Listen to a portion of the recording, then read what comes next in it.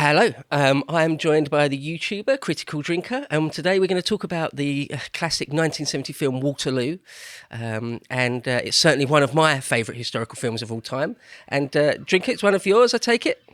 Yeah, absolutely. Yeah. I think in terms of like sheer spectacle and the amount of work that went into this production, like it doesn't get much more epic than Waterloo. It's just a fantastic movie and really well acted. Like, you've got Christopher Plummer, you've got Rod Steiger, like brilliant actors of their generation. So it's a real pleasure to watch this movie.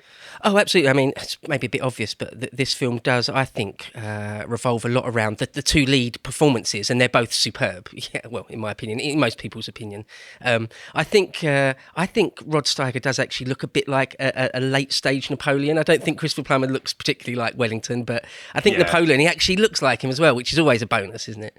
Oh yeah, absolutely. He's. I think by that point in his career, Napoleon had put on a bit of weight, and Yeah. he was losing his hair and stuff, and he was very ill by that point. So like he really embodies that. Like I think he's got that great look about him. Yeah, he wasn't a young man by that point because people might think of seeing sort of the young, very hard-nosed, thin Napoleon, and then there's the sort of late stage where he's sort of quite getting a bit obese, and yeah, sort of by the very end, Waterloo days. But some of my favourite historical films, I don't know if you know, I love Lawrence of Arabia. I love it's the A Lion in Winter. I don't know if you've seen that one. It's one of my favourites, but certainly Waterloo is just superb. And one of the things I suppose we will talk about in detail with the takeaways that it's sort of pre CGI, isn't it? Yes. Yeah. So apparently, this was filmed in the Soviet Union back in 1970, and the Soviet government leased about 20,000 Soviet soldiers to be extras in this. And so, where else are you going to get that many extras on screen at one time? I don't know if they were volunteered for it or if they were just told that's what you got to do, but I'm sure they had fun. And so, they apparently they landscaped an entire area of Ukraine, I think, where they filmed it. They bulldozed hills, they planted forests and stuff so they can make it look like the battlefield at Waterloo as it did on the day. Just an incredible amount of work that you wouldn't get nowadays. It would have been mostly CGI'd, which is such a shame. Yeah, I think an incredible amount of work went into it because I think there's a few sort of famous films in history, like Cleopatra. I think is known, isn't it, as having just loads and loads of real life extras.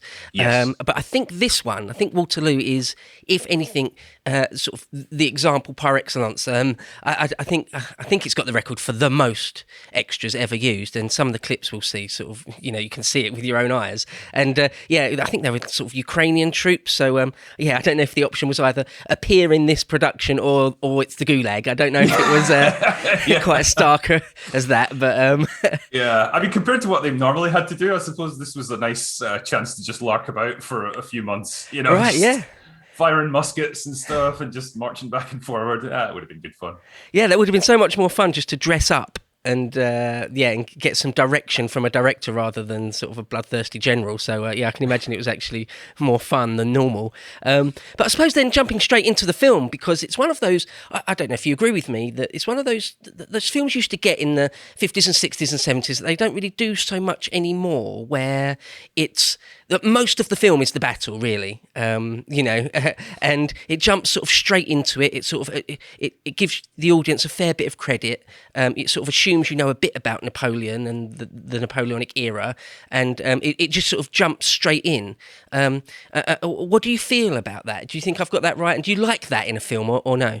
Pretty much. I always prefer films that credit their audience with a bit of Mm, intelligence rather than pretending you're an absolute dummy and having to spell everything out to you because, for most people, it's just really insulting. And so, yeah, it definitely helps to have a bit of background knowledge of the Napoleonic Wars. And I think when this film picks up, it's in the last days of Napoleon's rule before he's forced to abdicate. He's lost a string of battles. His enemies are closing in on all sides, and his marshals are basically quitting on him. And you can see even from his first appearance, he's not a well man. He's pale, he's sweating, he's clearly got something wrong with him. And as you find out from real history, he was actually dying of stomach cancer when all this was going on. He was in the early stages of that, so he's having a tough time of it. And so that's when you get that initial abdication. He's forced to give up the throne of France and go into exile for a while, and then the movie kind of really gets going when he comes back from his exile and he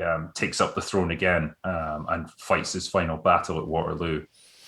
Yeah, yeah.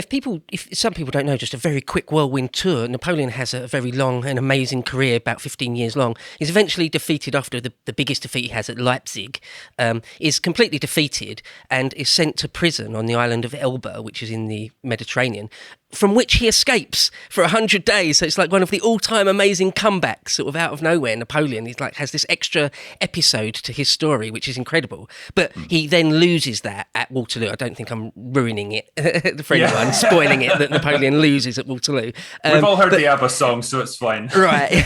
But so Napoleon has this sort of this comeback sort of out of nowhere. And anyway, this film starts with him having to abdicate the first time, and all his generals, you know, all the most famous ones like Ney and Soult come to him and say, you must abdicate. You know, they say to him, the Austrians are in Versailles. The Cossacks are watering their horses in the Seine. That's the river that runs through Paris. You know, they can hear the Prussian cannon in Montmartre. In other words, Paris has fallen. We've lost. You must abdicate. Which, you know, you can only imagine a figure like Napoleon wouldn't want to do it at any costs. I wonder if we could play the first clip, John. If you could just whack that up real quick, if that's all right with you, Drinker. Got a few clips going. What can I do? What? I sent to the Emperor of Russia for peace. He refused me. What can we do? What can we do? What can we do? We can fight! Fight! I fortify Paris. I disengage from Austria. I find a line of retreat to Italy, and above all, we must consolidate, mobilize, train the recruits on the march. There are no more men to mobilize. The army doesn't want the same thing to happen to Paris as happened to Moscow. Wellington. Wellington. Why is it always Wellington?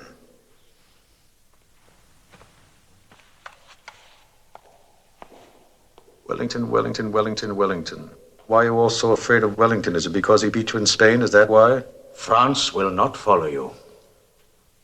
France will follow me to the stars if I give her another victory.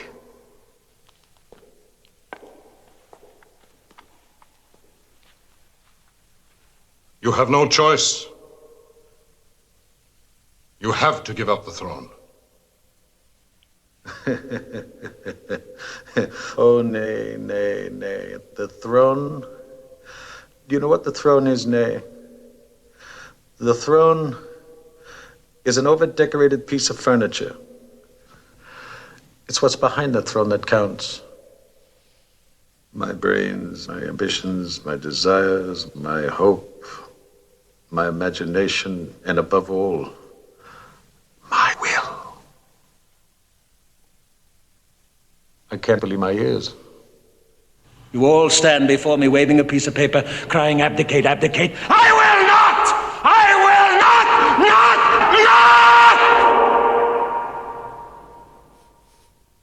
So, well, don't you think that paints a really great picture of Napoleon, the man? Like you say, you see him, he's already sort of old, bit defeated, probably quite ill, actually.